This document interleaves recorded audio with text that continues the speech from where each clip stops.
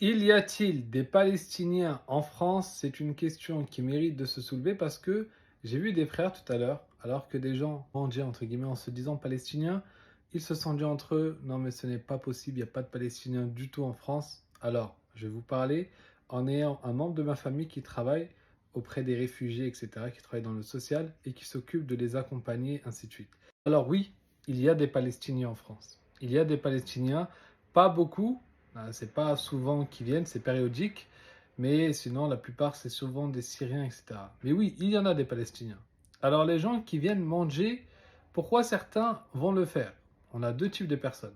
Déjà, il faut savoir que lorsqu'il y a une prise en charge qui est faite par l'État, c'est-à-dire que lorsqu'une personne vient faire la demande, premièrement, elle va être logée gratuitement. Le temps que son dossier soit fait, pendant 2 mois, elle n'aura pas d'argent.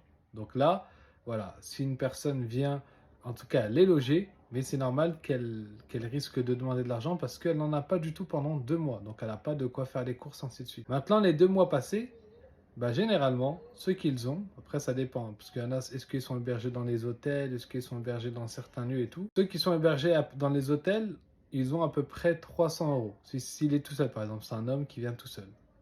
Pour lui tout seul, il va avoir 300 euros d'aide. D'accord? Mais bon, bref, si des gens viennent vous demander de l'argent, il y a aussi parfois des personnes qui non. C'est pas des gens qui sont vraiment dans un cas de besoin.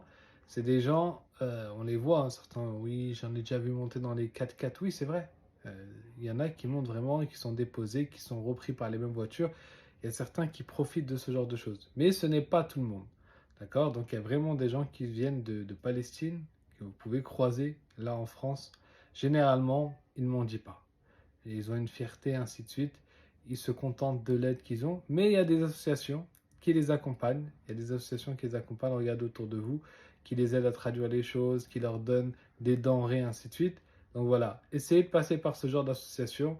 Ce sera, entre guillemets, plus apaisant pour vous.